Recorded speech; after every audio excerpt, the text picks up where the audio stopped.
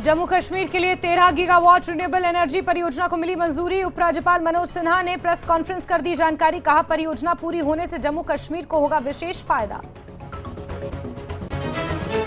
जम्मू कश्मीर कांग्रेस को मजबूत बनाने की कवायद। नई प्रदेश कांग्रेस कमेटी की हुई घोषणा। प्रदेश कांग्रेस अध्यक्ष वकार रसूल वानी ने कहा, पार्टी को होगा फायदा। जम्मू कश्मीर के साथ साथ लद्दाख भी कठिन परिस्थितियों से गुजर रहा। पीडीपी अध्यक्ष महबूबा मुफ्ती का बयान। कहा, उन्होंने लोगों में ऐसी परेशानी कभी नहीं देखी। जम्मू कश्मीर में जल्द दौड़ेगी वंदे भारत एक्सप्रेस। रेल मंत्री अश्विनी वैष्णव का ऐलान।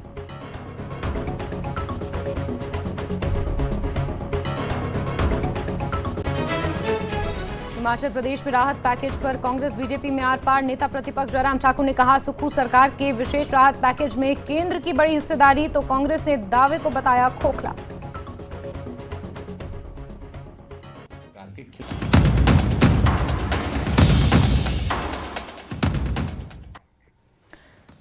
नमस्कार, यह है महासंग्राम 2024। आपके साथ मैं हूं जैस्मिन शर्मा। हेडलाइंस के बाद अब बात होगी अहम खबरों की। जम्मू कश्मीर में कांग्रेस को मजबूत बनाने के लिए अखिल भारतीय कांग्रेस कमेटी के महासचिव केसी वेणुगोपाल ने नई प्रदेश कांग्रेस कमेटी की घोषणा कर दी है। नई प्रदेश कांग्रेस कमेटी में 22 कार्यकारी समिति के सदस्य, 5 वरिष्ठ उपाध्यक्ष, 22 उपाध्यक्ष, 51 महासचिव और 62 सचिव शामिल हैं। पीसीसी प्रमुख वकार रसूल वानी ने दावा किया कि कांग्रेस नेताओं की महत्वपूर्ण पदों पर नियुक्ति से पार्टी को काफी फायदा होगा।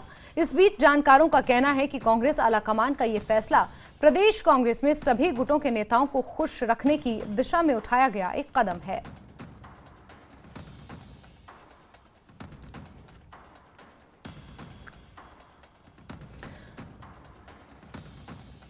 अनुभवी नेताओं को इसमें शामिल किया गया है। 22 उपाध्यक्ष, 51 महासचिव, 62 सचिव के साथ 100 से ज्यादा पदों पर नियुक्तियां की गई हैं। पीसीसी का गठन किया गया है और आलाकमान का ये मानना है कि इससे प्रदेश में कांग्रेस को मजबूती मिलेगी और आगामी चुनावों में कहीं ना कहीं अपनी जमीन मजबूत होगी। और उससे भी बड़ी बात कि हर एक गुट को साधने की कोशिश यहां पर की गई है। हमारे एडिटर मनोज कौल इसी खबर पर ज्यादा जानकारियों के साथ जुड़ गए हैं। मनोज, जिस तरीके से पीसीसी में इस समिति का गठन किया गया है, 22 कार्यकारी समिति सदस्य बनाए गए हैं, इसके अलावा 51 महासचिव हैं, 62 सचिव इसमें बनाए गए हैं। माना यह जा रहा है कि इस नई टीम से कांग्रेस को घाटी में एक मजबूती मिलेगी और कई गुटों को साधने की भी कोशिश इसके द्वारा की गई है। हाँ, देखिए जैस्मिन, ये आपको समझ लेना चाहिए कि ये फैसला उस वक्त आया है जब अब यहाँ चुनाव का माहौल चल रहा है। अभी आने वाले लोकसभा के चुनाव हैं और हर एक राजनीतिक दल कोशिश ये कर रहा है कि वो ऐसी कोशिशें करे कि ज़्यादा से ज़्यादा लोगों को अपनी तरफ आकर्षित कर सके, ज़्यादा से ज़्यादा वोट उन्हें मिल सके। और इस संदर्भ में कई पार्टियां अलग अलग तरीके से काम करती हैं। कहीं चुनाव मीटिंगें की जा रही हैं तो कहीं जो पद अधिकारी है उनमें हम ये कह सकते हैं कि उनको पदाधिकारियों को नियुक्त किया जा रहा है। तो कांग्रेस की तरफ से ये जो फैसला आया है कि उसी वक्त पे आया है जब पार्लियामानी चुनाव की जो कवायद है वो चल रही है और आने वाले कुछ महीनों के बाद ही यहाँ पार्लियामेंट चुनाव होंगे देश के बाकी हिस्सों के साथ साथ। तो कांग्रेस की ये कोशिश रही है कि ज्यादा से ज्यादा लोगों को इसमें भागीदारी दी जाए, ज्यादा से ज्यादा लोगों को जिम्मेदारी दी जाए।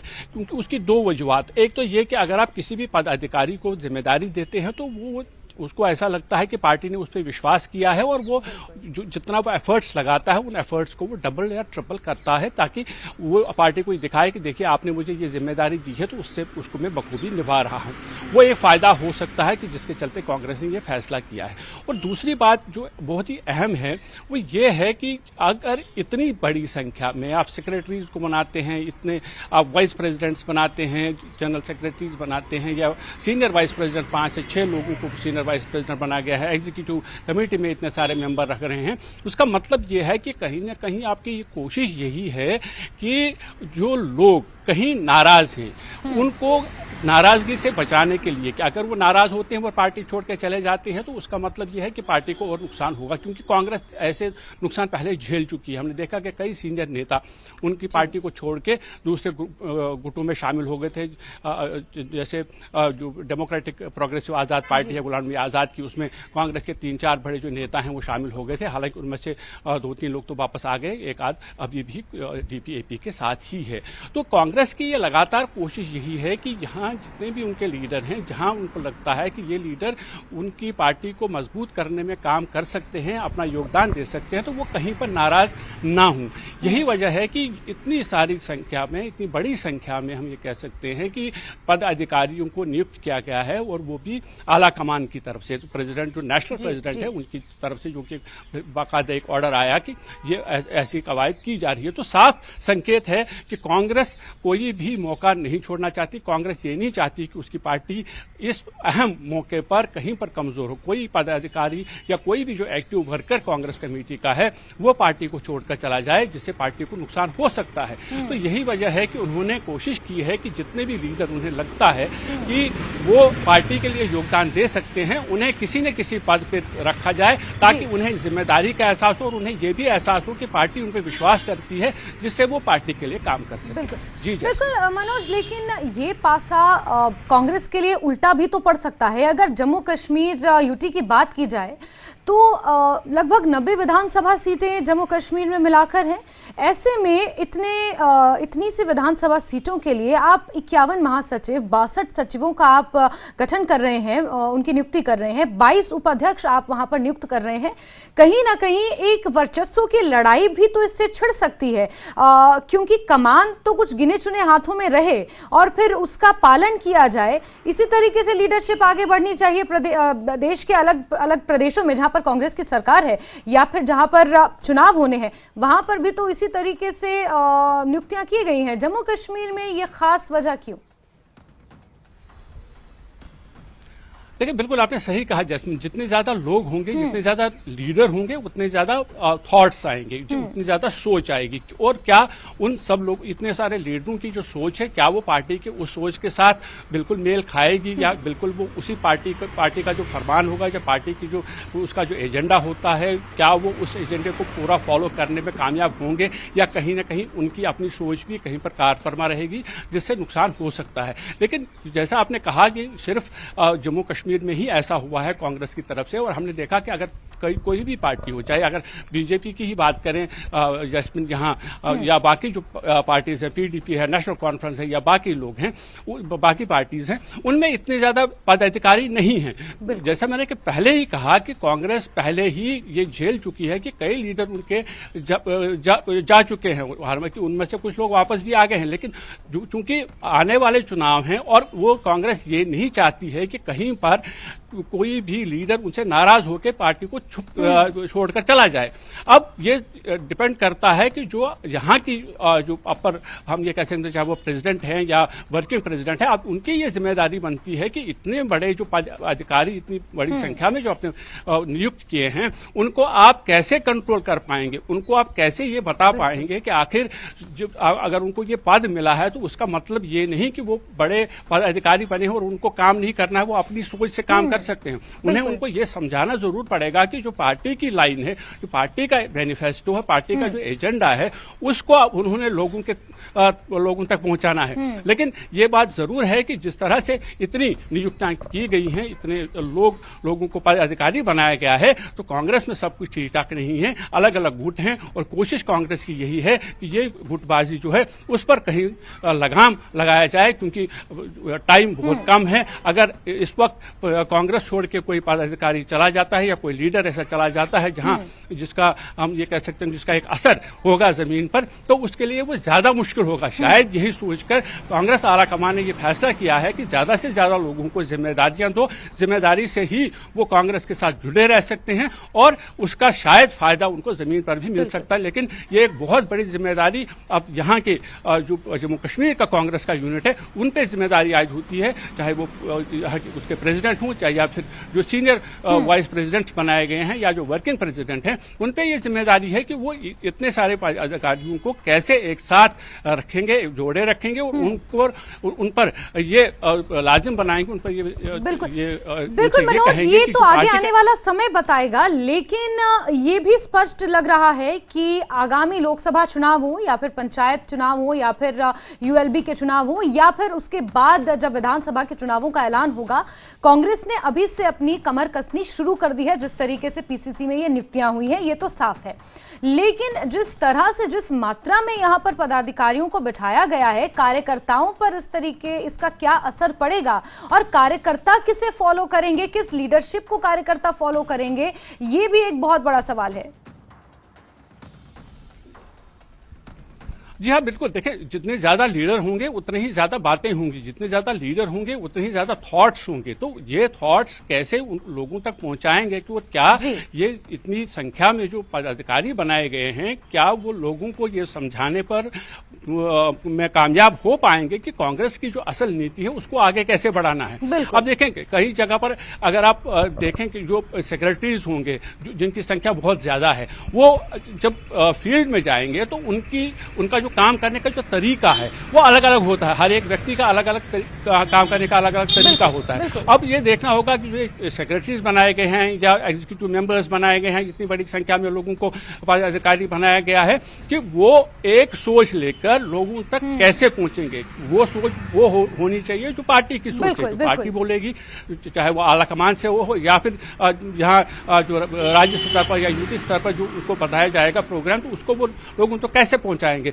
लेकिन जिस तरह की भीड़ हम ये कह सकते हैं कि इकट्ठी की है जम्मू कश्मीर कांग्रेस यूनिट में, उसमें डेफिनेटली एक चैलेंज जरूर होगा उन लीडर्स के जो टॉप लीडरशिप यहाँ की है या जो आला कमान है, कि उनको एक साथ जोड़े रखना और उनको उनसे वो प्रोग्राम लोगों तक बिना किसी गलती के आगे बढ़ाना, कि ताकि पार्टी को फायदा हो, जिसके लिए उन्होंने ये किया है आने वाले चुनाव में, चाहे वो लोकसभा के चुनाव हों या उसके बाद जो बाकी यहाँ चुनाव होंगे, यूएलबी के हों, पंचायत के हों या फिर असेंबली के चुनाव हों, तो ये पार्टी के लिए एक और चैलेंज हो सकता है। बिल्कुल बिल्कुल मनोज जी, और कांग्रेस की गुटबाजी की खबरें सिर्फ जम्मू कश्मीर तक ही सीमित नहीं है और पूरे देश में हमने देखा है कि किस तरीके से कांग्रेस में गुटबाजी और इस डैमेज को कंट्रोल करने के लिए कांग्रेस ने यहाँ पर बड़ा कदम जरूर उठाया है, लेकिन जिस मात्रा में नियुक्तियां की हैं, अब कैसे उसे संभाला जाएगा और उसके साथ कैसे संचालित किया जाएगा कांग्रेस पार्टी को यूटी में, देखना काफी महत्वपूर्ण होगा। बहुत शुक्रिया मनोज जी हमारे साथ जुड़ने के लिए, तमाम जानकारियों के लिए।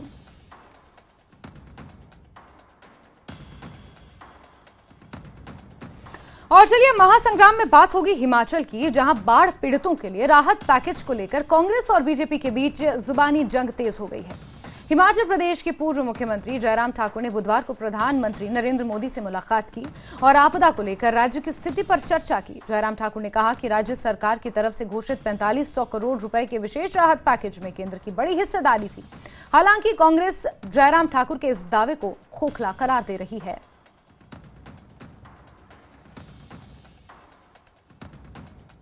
केंद्र सरकार को दोष देते रहे, केंद्र सरकार के खिलाफ बोलते रहे कि केंद्र सरकार का पूरा सहयोग हिमाचल प्रदेश में बारिश और बाढ़ के कारण हुए नुकसान के लिए, उसकी भरपाई के लिए करने का प्रयत्न अभी भी जारी। तो हाल ही में मुख्यमंत्री सुखविंदर सिंह सुक्खू ने हिमाचल प्रदेश में आई आपदा के लिए 4500 करोड़ के राहत पैकेज का ऐलान किया।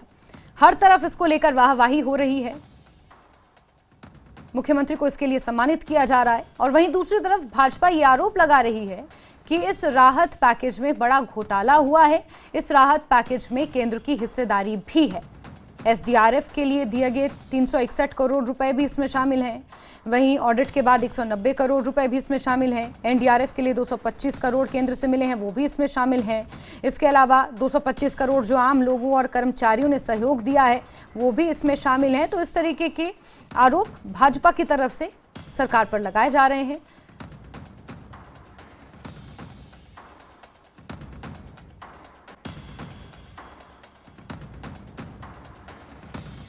और इसी पर ज्यादा बातचीत के लिए, ज्यादा जानकारियों के साथ मेरे सहयोगी रणबीर राजधानी से जुड़े हुए हैं मेहमान के तौर पर। सुशांत कपरेट कांग्रेस प्रवक्ता हैं, वो हमारे साथ जुड़े हैं। मैं सुशांत जी बहुत स्वागत करती हूँ। सुरेंद्र शौरी बीजेपी विधायक हैं, वो भी हमारे साथ जुड़े हैं। सुरेंद्र जी, आपका भी बहुत बहुत स्वागत। आपसे मैं सवाल लूंगी, लेकिन सबसे पहले कुछ जानकारियां ले लेते हैं रणबीर से। रणबीर, हाल ही में नेता विपक्ष जयराम ठाकुर प्रधानमंत्री नरेंद्र मोदी से मुलाकात करने गए थे। इससे ठीक पहले 4500 करोड़ का राहत पैकेज सुखू सरकार ने जनता के नाम किया था, और इसी पर अब घोटाले के आरोप लगाए जा रहे हैं। आरोप ये लग रहा है कि केंद्र सरकार की तरफ से भी जो राशि मिली थी वो भी इसी पैकेज में मिलाकर, उसी पैकेज में इन्वॉल्व करके जनता को यहां पर ठगने का काम सुखू सरकार कर रही है। रणबीर जी जैस्मिन, देखिए इस पूरे मामले को इस तरह से राजनीतिक दृष्टि से अगर देखें तो सत्ता पक्ष अपना दावा कर रहा है, विपक्ष अपनी तरफ से दावे कर रहा है और आरोप यहां पर लगातार लगाए जा रहे हैं। ये कोई पहला मौका नहीं है कि आपदा के समय में राज्य सरकार पर विपक्ष की तरफ से आरोप जो है लगाए गए हैं। आरोप लगातार हमने देखा है कि जब से ये राहत और बचाव कार्य उस वक्त शुरू हुआ था जब प्रदेश के अलग अलग हिस्सों में आपदा आई थी, उस वक्त भी मुखर जो हुए थे सबसे पहले वो नेता प्रतिपक्षी थे। अब लगातार उनकी तरफ से आरोप लगाए जा रहे हैं, लेकिन यहाँ राज्य सरकार का ये कहना है कि केंद्र की तरफ से जो मदद आनी चाहिए थी इस आपदा के लिए वो नहीं आई है। जो मदद अब तक आई है ये वही हिस्सा है राज्य का अन्य राज्यों की तरह जो आपदा के समय उन्हें मिलता है, चाहे वो एनडीआरएफ के तहत जो है पैसा मिला हो, चाहे एसडीआरएफ के तहत। और अब तक देखिए जो आंकड़ा राज्य सरकार की तरफ से बताया गया है कि केंद्र की तरफ से जो मदद मिली है वो 750 करोड़ रुपए की मदद है, और उसमें एक जो किस्त जो दिसंबर में मिलनी थी आपदा के तहत उसे एडवांस किया गया है केंद्र सरकार की तरफ से। अब राज्य सरकार की तरफ से की मुश्किल ये है कि अगर सर्दियों में हिमपात जब होता है हिमाचल में, उस वक्त कोई आपात स्थिति हुई तो उसके लिए भी राज्य सरकार के पास संसाधन बचेंगे नहीं। जो पैकेज अब राज्य सरकार ने जारी किया है, अभी थोड़ी देर पहले जानकारी आई है कि मुख्यमंत्री कल कुल्लू जा रहे हैं और कल कुल्लू से ही इस आपदा राहत पैकेज के तहत जो 4500 करोड़ का है जो प्रभावित हैं उन्हें ठीक है। रणबीर, मैं दोबारा आपका रुख करूंगी। मेहमान हमारे साथ जुड़े हुए हैं, सुरेंद्र शौरी बीजेपी विधायक है। सुरेंद्र जी, मैं आपसे ही पहला सवाल लेना चाहूंगी। 4500 करोड़ में घोटाले की बात भाजपा कह रही है, लेकिन साथ ही ये भी कह रही है कि केंद्र की तरफ से जो पैसा आया था जनता की मदद के लिए, आपदा के लिए, वो भी इसी पैकेज में मिलाकर दे दिया है। तो केंद्र ने भी तो पैसा जनता के लिए ही दिया था, आपदा के लिए ही दिया था। अगर मिला के दे दिया तो फिर क्या गलत किया? जनता को ही दिया ना, केंद्र ने भी तो जनता को दिया था।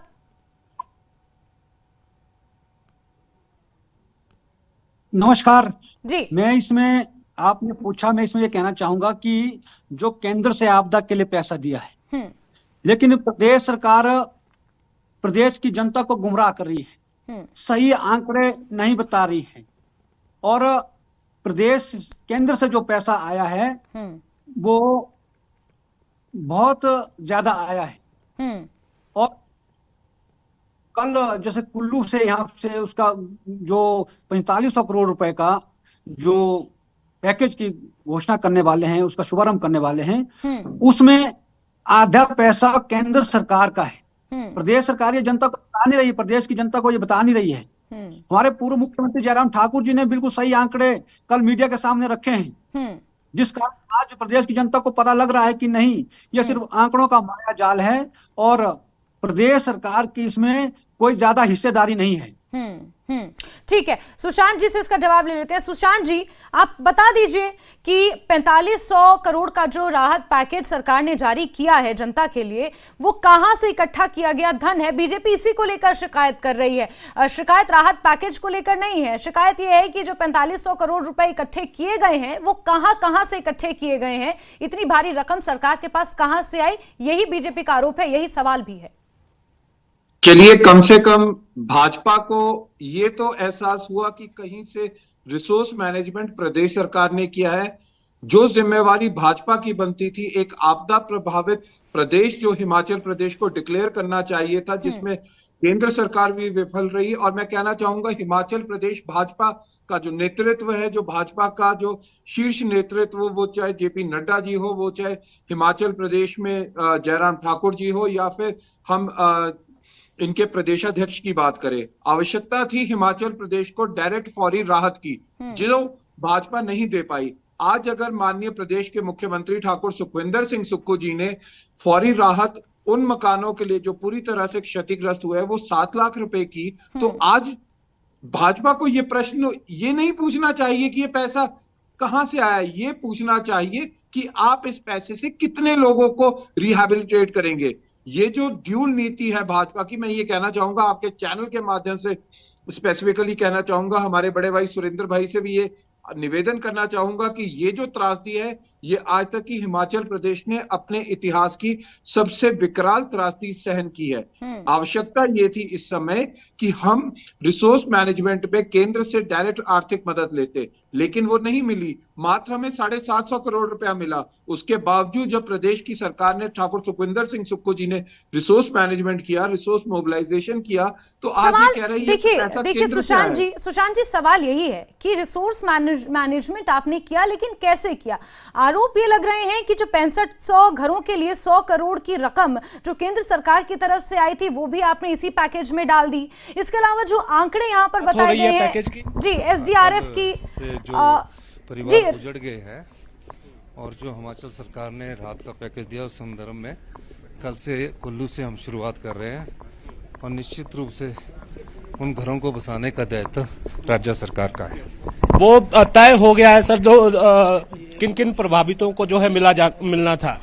तकरीबन वहाँ 4,000 साढ़े 4,000 के करीब लोग हैं। उनको पहली इंस्टॉलमेंट दी जाएगी, और उसके बाद उनको काम शुरू करने के लिए दूसरी इंस्टॉलमेंट भी बाद में दी जाएगी। तो शुरुआत कल से हम करने जा रहे हैं।